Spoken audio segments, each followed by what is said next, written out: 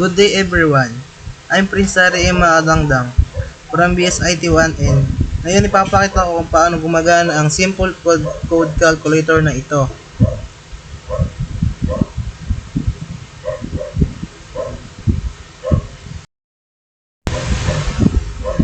Ngayon naman, itatry na natin siyang i-output upang magamit na natin ang calculator.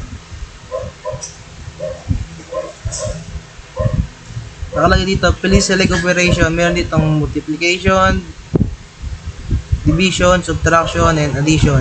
Ngayon, ang unahin muna natin ay multiplication. Enter lang.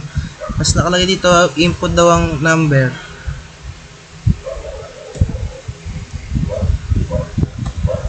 Ang total daw niya ay 100, so tama naman. And press na ulit natin ang Y kung para magpapatuloy pa tayo.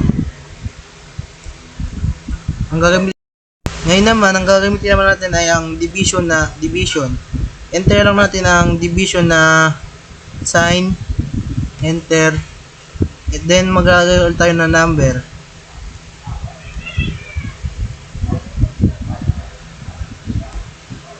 So, ang total daw niya ay 20. So, tama naman.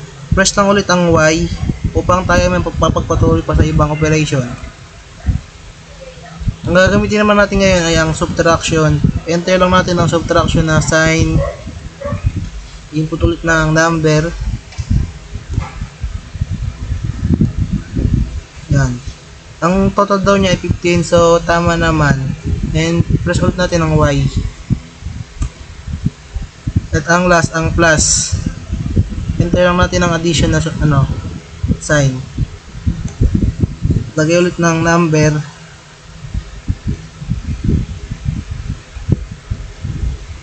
So, ang total niya ay 42. Tama naman. And nagamit na natin lahat ng operation. Ngayon naman ay pindutan tayo dito ng kahit anong letter o kahit ano man dito.